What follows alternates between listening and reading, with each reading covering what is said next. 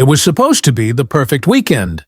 No HOA rules, no noise complaints, no neighbors peeking over fences. Just me, a few friends, and a rented lakeside cabin miles away from the chaos. The music thumped. Lights shimmered through the tall pines, and laughter echoed across the still water. Then came that knock. It wasn't just any knock. It was sharp, angry, and rhythmically impatient. Everyone froze. The bass still hummed faintly as I stepped toward the door, half expecting one of my drunk friends to be pranking me. But through the frosted glass I saw her. A woman in her mid-50s, short blonde bob, pearls around her neck like she was attending a HOA board meeting in the woods. Her lips were pursed so tight you could balance a coin on them. And her expression, pure weaponized outrage. "Excuse me," she barked the second I opened the door. "Do you live here?" I blinked. No, ma'am. We're just renting the cabin for the weekend." Her eyes narrowed. Figures. Because normal residents don't blast music loud enough to wake the lake. She crossed her arms. "I've already called the sheriff." Behind me, my friends murmured nervously. The music cut off completely. Somewhere, a beer can hiss open. I tried to explain. It was a private cabin. No one else nearby, and we'd keep it down. But she wasn't listening. She pointed a finger at me like a courtroom lawyer. "People like you ruin this community. You city brats think you can come up here and turn everything into a frat house." I had to bite back a laugh. We weren't even that loud. But something told me this woman didn't come all the way to the edge of the woods, just to complain about decibels. 10 minutes later, red and blue lights flickered through the trees. My friends panicked. Phones went down, drinks got hidden, and the whole cabin went eerily quiet. The party was officially over. I stepped outside to meet the two deputies walking up the dirt path.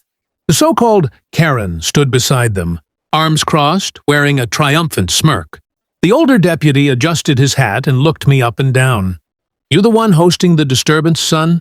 I nodded cautiously. "Yes, sir. But we didn't mean any trouble, just a small party." The second deputy suddenly froze. His eyes widened as he looked closer. Then, with a grin, he said something that made the Karen's jaw drop to the floor. "Wait a second. Aren't you that guy from YouTube?" The next morning, the lake looked peaceful again. Sunlight bouncing off the water, birds echoing through the trees. You'd never guess that 12 hours earlier, two deputies had laughed a Karen off our porch. We were sipping coffee on the deck when my friend Jake came rushing out with his phone. "Dude, you need to see this." On the screen was a Facebook post, public, full of capital letters and exclamation marks. "Disgusting behavior at the cabins! Dangerous influencers disturbing our community! Cops do nothing!" The post had my name tagged in it. Dozens of comments poured in, some defending me, some joining her crusade. And, right in the middle, a reply from someone I didn't expect. "Sheriff's office. Ma'am, we already responded. No laws were broken. Please refrain from spreading false information." We all burst out laughing. But deep down, I knew this woman wasn't done.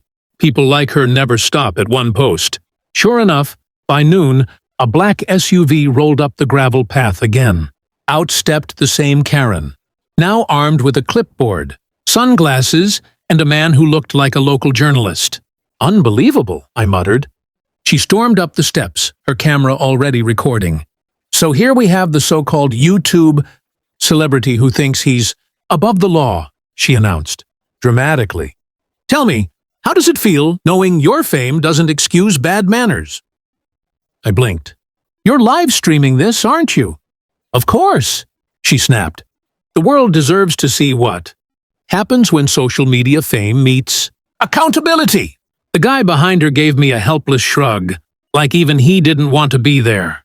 My friend stood behind me, trying not to laugh. "Ma'am," I said calmly, "we rented this cabin fair and square. The police already cleared us." "That's what they said," she sneered. "But I spoke with the property owner this morning." That got my attention. "The owner?" She smirked triumphantly. "He's on his way. And when he sees what kind of circus you've turned his home into, we'll see who's laughing." Jake whispered, "Bro, is she serious?" Before I could answer, another vehicle pulled up. A red pickup truck. Out stepped a tall, rugged man in his 50s, flannel shirt, baseball cap. Karen practically ran to him. "Mr. Henderson, I'm so sorry you have to see this disaster. These kids—" But he cut her off with a wave. "Relax, Linda. I invited him." The silence that followed could have cracked glass. She blinked. "You... what?" "Yeah," he said, smiling at me. "He's the reason my cabins are booked out 6 months in advance. Free marketing." Karen's jaw fell open. My friends erupted in laughter. The live stream kept rolling, and I just grinned, realizing this story wasn't over. It was going viral. Karen's face turned pale. Her live stream camera still pointed right at her as Mr. Henderson's words echoed through the forest. "I invited him," he repeated, crossing his arms. "And by the way, Linda, this cabin is private property. You're trespassing." You could almost hear the crack in her composure. I was only trying to protect the community," she stammered, trying to turn her camera away. Mr. Henderson chuckled. "The community's fine. You're the only disturbance around here." My friends burst out laughing. Even the poor journalist, who'd been dragged here by Karen, was trying not to grin. Karen's phone wobbled in her trembling hand. "This is harassment. I'll have you all reported," she cried. "Reported to who?" I said, smirking. "The police who asked for my autograph?" That line hit like a spark. Everyone laughed. Everyone except her. Mr. Henderson stepped forward. "Linda, I've tolerated your complaints for years, but enough's enough. You're banned from this property. I'll be sending the sheriff the footage." She froze. "Footage?" He pointed up at a camera under the cabin roof. "Security cameras. Recorded everything from last night. And this morning." She gasped like she'd seen a ghost, spun around, and hurried to her SUV. "You'll regret this," she shouted one last time before driving off, gravel flying behind her. The second she disappeared down the path, the whole deck exploded in laughter. Jake clapped my shoulder. "Bro, that was cinematic." Mr. Henderson laughed too. "You've got yourself another viral episode, son. Might as well tag me in the credits." I grinned. "Oh, I will." The cabin owner who ended Karen. That night, back inside, we uploaded the footage. I edited the video right there on my laptop. Title in bold. She reported my cabin party. Police arrived and asked for an autograph. Within hours of posting, the view count started ticking up. Comments flooded in. The sheriff recognizing him killed me. That Karen really tried to fight Wi-Fi with attitude. Props to the cabin owner for that mic drop. By sunrise, it was trending. News outlets picked it up. Reaction channels made compilations. Even the sheriff's department's official page commented, "We stand by our autograph policy." Meanwhile, someone spotted. Karen's deleted. Live stream, but not before screenshots of her. Meltdown went viral on TikTok. The internet had crowned her cabin Karen. The best part? Mr. Henderson texted me later that week. "Cabins booked solid for next summer. Thanks for the boost, partner." I smiled at the message, looked out at the lake one last time, and thought, funny how one angry neighbor turned into 1,000,000 new viewers. Sometimes, karma doesn't knock. It live streams. The words hung in the air like fireworks. "Aren't you that guy from YouTube?" The deputy's grin spread wider, and before I could even respond, his partner squinted, trying to remember. "Yeah, you're the guy who pranked that fake HOA president last summer, right?" I felt my shoulders loosen a little. Yeah, that was me." The Karen's face twisted like she'd bitten a lemon. "You're joking," she snapped, looking between the officers. "You're not seriously. He's disturbing the peace." But the older deputy laughed. Actually laughed. "Disturbing the peace? Ma'am, this kid's a legend. My wife made me watch his cabin videos twice." The other one chuckled. "Yeah, my son quoted your line. What was it?" "If you're gonna knock, bring snacks."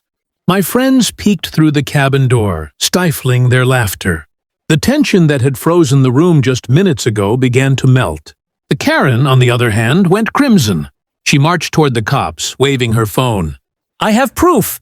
Look, they had music, people drinking, illegal activity." The deputies exchanged amused glances. "Illegal activity?" The younger one repeated. Ma'am, unless these kids are running a moonshine operation, I think they're just having fun. Her jaw dropped. You're not taking this seriously? Oh, we are, the older deputy said with a smirk, turning back to me. We take autographs very seriously. The Karen blinked. Autographs? Before she could explode again, he pulled out a small notepad from his pocket and handed me a pen.